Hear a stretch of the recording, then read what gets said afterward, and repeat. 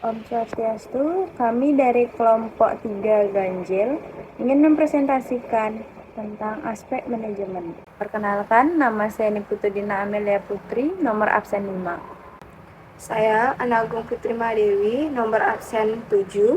Nama saya Kak Devani Dwi Lestari Dika Putri, absen 15. Nama saya Kadewa Martadiana, nomor absen 27.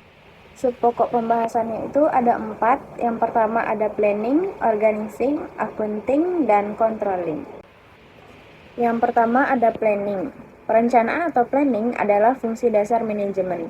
Karena fungsi-fungsi lain atau organizing, accounting atau directing, controlling, dan lain sebagainya harus terlebih dahulu direncanakan. Perencanaan adalah proses penentuan tujuan dan pedoman pelaksanaannya dengan memilih yang terbaik dari alternatif-alternatif atau kemungkinan yang ada.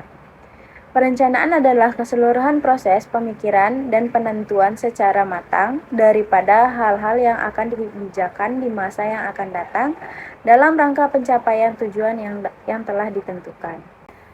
Produk perencanaan menurut Heidrachman adalah rencana. Hal yang penting karena yang pertama ada tanpa perencanaan dan rencana berarti tidak ada tujuan yang ingin dicapai.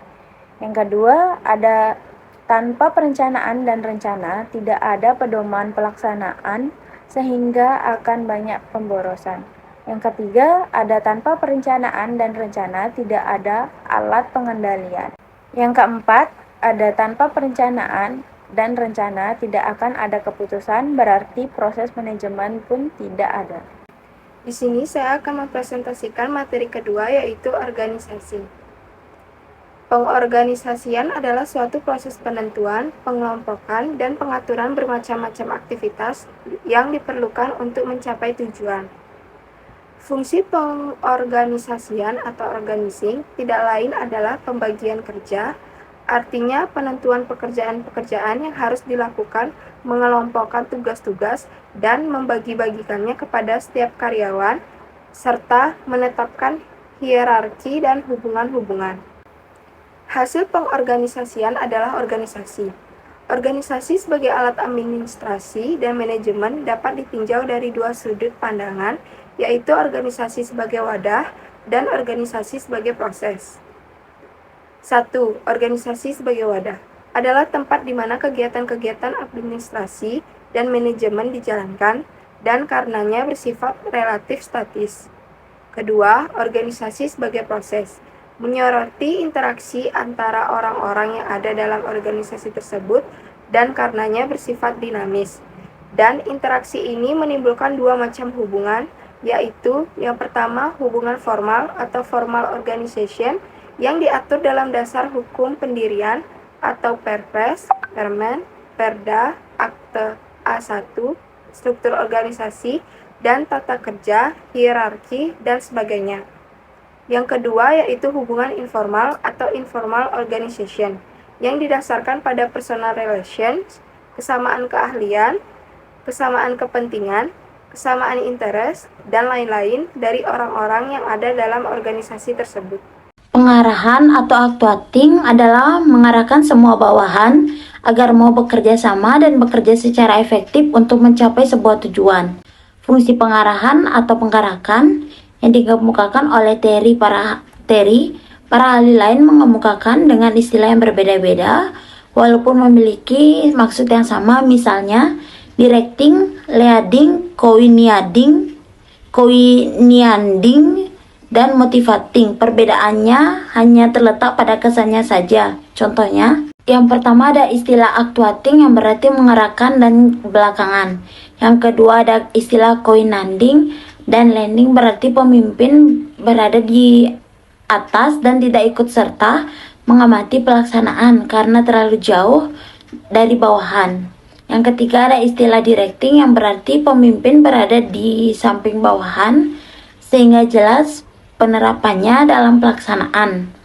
Yang keempat ada istilah motivating, berarti pemimpin berada di tengah-tengah bawahan dan dengan demikian dapat memberikan bimbingan, perintah, nasihat, dan koreksi apabila diperlukan. Controlling Menurut Siagian, pengawasan atau controlling adalah proses pengamatan daripada pelaksanaan seluruh kegiatan organisasi untuk menjamin agar semua pekerjaan yang sedang dilakukan berjalan sesuai dengan rencana yang telah ditentukan sebelumnya.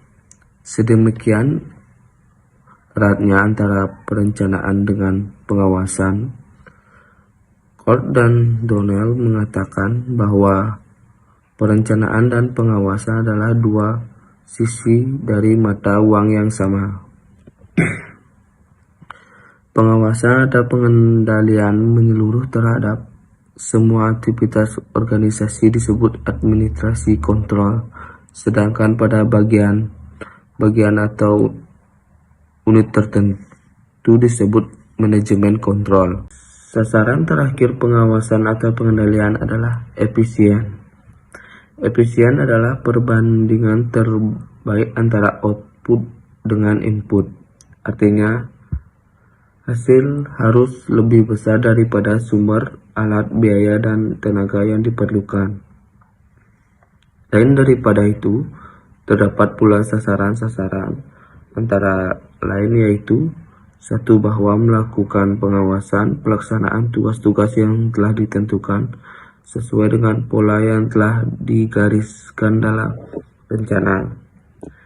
2. Bahwa struktur dan hierarki organisasi sesuai dengan pola yang telah digunakan dalam rencana.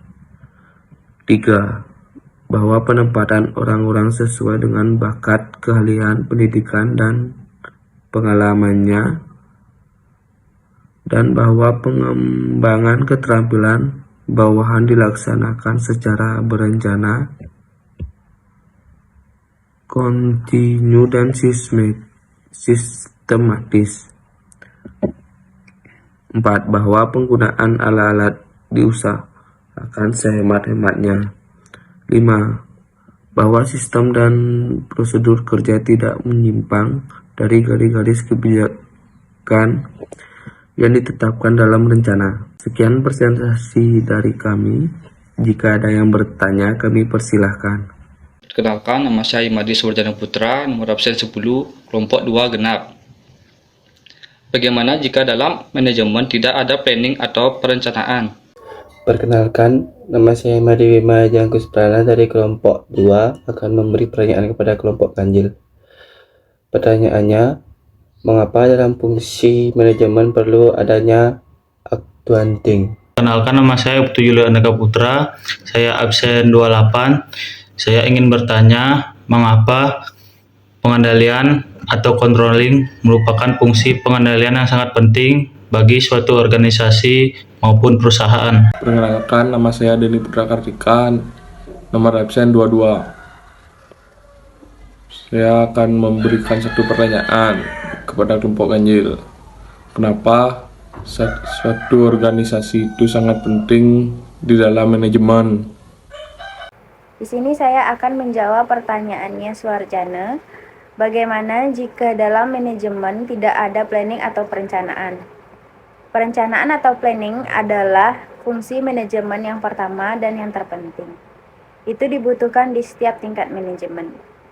Dengan tidak adanya perencanaan, semua kegiatan bisnis organisasi akan menjadi tidak berarti. Pentingnya perencanaan semakin meningkat, mengingat ukuran organisasi yang akan semakin besar dan kompleksitas. Di sini saya akan menjawab pertanyaan dari Bima. Pertanyaannya, mengapa dalam fungsi manajemen perlu adanya accounting? Fungsi accounting di dalam manajemen memiliki peranan yang penting dalam merealisasikan rencana dan tujuan sebuah organisasi maupun perusahaan. Jika fungsi dari accounting tidak berjalan dengan baik, maka pelaksanaan fungsi manajemen yang lainnya akan ikut terganggu. Saya Kadevana Dulestari Dika Putri akan menjawab pertanyaan dari Leo. Untuk pertanyaannya, mengapa pengendalian atau controlling merupakan fungsi pengendalian yang sangat penting bagi suatu organisasi maupun perusahaan? Untuk jawabannya, fungsi manajemen ini bertujuan untuk melakukan kontrol atau evaluasi terhadap kinerja-kinerja organisasi maupun perusahaan. Poin ini juga berguna untuk memastikan bahwa apa yang sudah direncanakan, disusun, dan dijalankan dapat berjalan sesuai dengan aturan atau prosedur yang telah dibuat. Saya akan menjawab pertanyaan dari Denny, kenapa suatu organisasi sangat penting di dalam manajemen? Karena organisasi sebagai wadah atau tempat untuk mengatur unsur-unsur manajemen dan semua aktivitas proses manajemen dalam mencapai tujuannya, maka pengaturannya hanya dapat dilakukan di dalam suatu organisasi. Sebab dalam organisasi ini sebagai tempat kerja sama satu dengan yang lainnya.